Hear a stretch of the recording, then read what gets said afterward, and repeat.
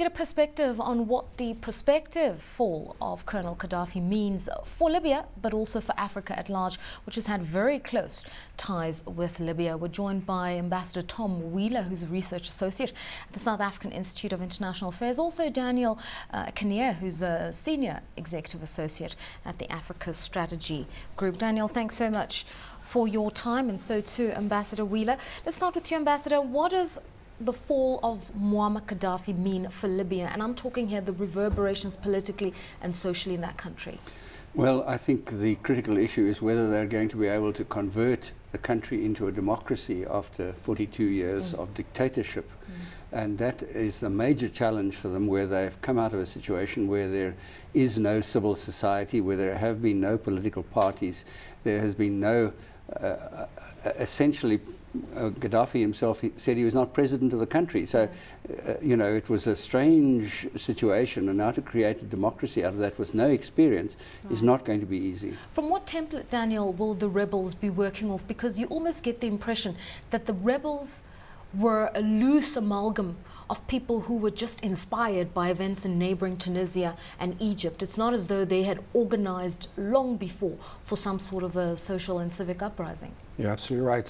I think Gaddafi was the catalyst that brought all these fragments together. Going forward, I think the problem is that a number of the leaders within the rebel movement are former Gaddafi ministers.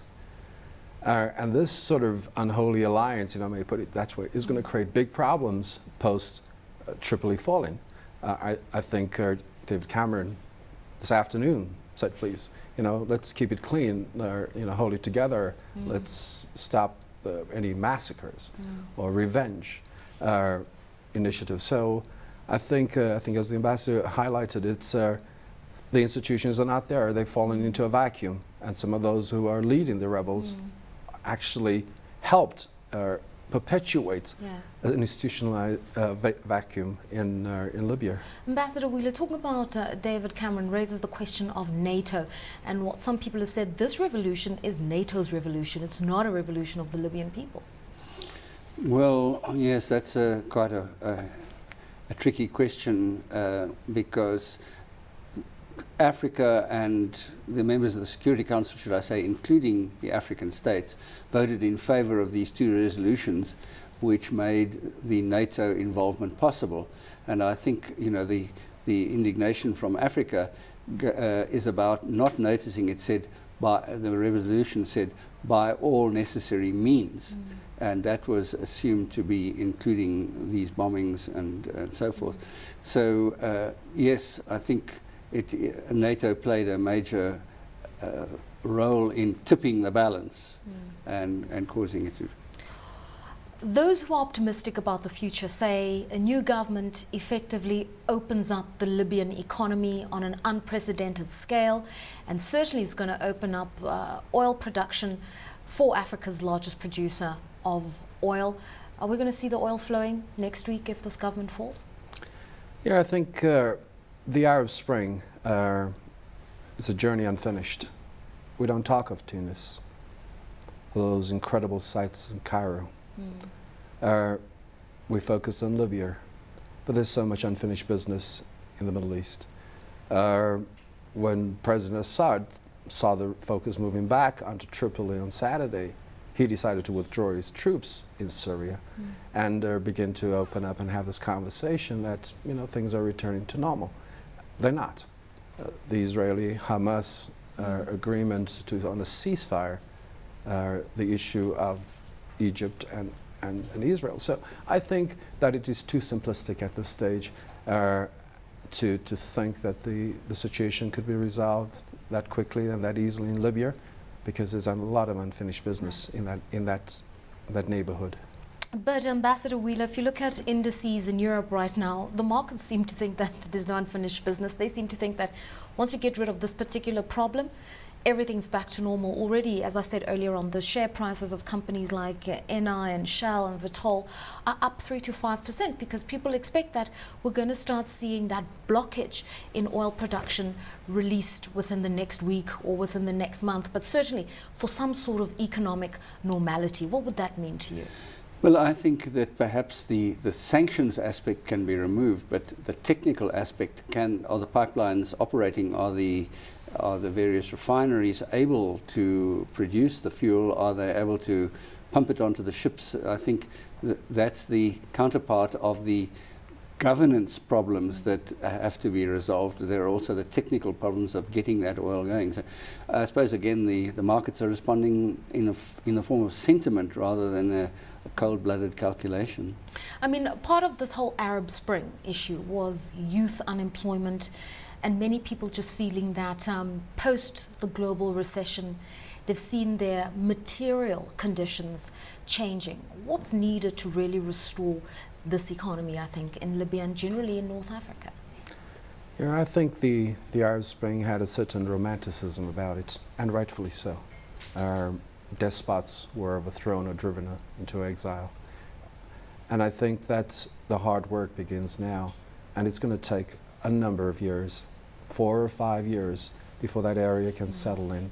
And the high expectations that the young people who were the vectors behind this change, I hope they don't get too disappointed too soon, because then the opportunity that the Arab Spring presents for change in that part of the world is going to be lost. Yeah. And they may ask themselves the questions, were we really the masters of the Arab Spring, or was the script written somewhere else? Yeah. Opportunities, now that we might see North Africa opening up, because actually many people will tell you that although we're very excited about Africa as an emerging market continent, a lot of these foreign investments, the Africa funds, actually tend to go to North Africa. But we're already hearing members of the Rebel Council saying they're going to have to review the relations with China, Brazil and Russia, but they're open to doing business with the Italians, the French and the British. What's happened there? Why are the sore spot with the Russians and the Brazilians and the Chinese? I think it can only be the vote in the UN Security Council where the African countries voted more with the others and the BRIC countries were abstained. At least they didn't prevent the adoption of that resolution, which Russia and China were quite able to do if they had voted against them. It would have been dead in the water. But they didn't show the same enthusiasm that the other countries showed. Right. Africa's role in all of this, we've heard about Africa raising its voice to NATO's intervention and supporting to some measure that kind of intervention. But we also have a very special relationship as Africa, don't we, with Gaddafi. Many people would argue that Gaddafi is the architect of the African Union in its current form. Yeah, but I think the Ambassador made, just off the program, a comment that there were a lot of questions about Gaddafi wanting to champion an African United States of Africa sort of construct. And I think Africa lost the initiative on Libya big time. South Africa was entrapped. We saw the minister, rightfully so, issuing a very angry disclaimer or denial that South Africa had anything to do with moving Gaddafi and his family. And I think it's not so much that, but was to why now? Why a few days before Tripoli falls is South Africa and BRICS pulled in by the rebels or whoever and discredited, or the commitment to the revolution in Libya questioned. And I think for South Africa, like for the African Union, irrespective of the meeting earlier this afternoon or the one on Thursday and on Friday, it's going to make no difference. It's face-saving. The one thing South Africa did say is that we do not recognize rebels because should the government fall, there's no government in place. Now that is quite a different position that we're hearing coming out of Washington or London. And I think it says a lot about Africa trying to fix its control over developments in its space. What does it mean for the rest of sub-Saharan Africa if Colonel Gaddafi goes? Because not only was he at the forefront of the formation of the African Union, certainly the protocol was devised in Sirte, Libya, but Colonel Gaddafi, we're told, used petrodollars, for instance, to help some African countries pay their membership fees to the African Union over previous years. When sanctions were taking their grip on Zimbabwe, he provided oil to a country that had no petrol. It's that kind of role that Libya has played in really sustaining a lot of African economies and countries and leaders. Yes, I suppose he did that for his own agenda, to encourage the idea of the United States of Africa, which of course didn't get off the ground because countries like South Africa and many others didn't really see that this was a viable idea. You don't just, again, instantly create the United States of Africa with its defense force and its transport system and so on. So he was using his money as a bargaining chip, as it were. But certainly those countries and the African Union are going to suffer because those funds are not there, unless the new government decides to follow the same routine, that they will have a large accumulations of cash from the oil reserves and that they dispense it, perhaps with less of an agenda. Who knows? Nobody knows at this stage.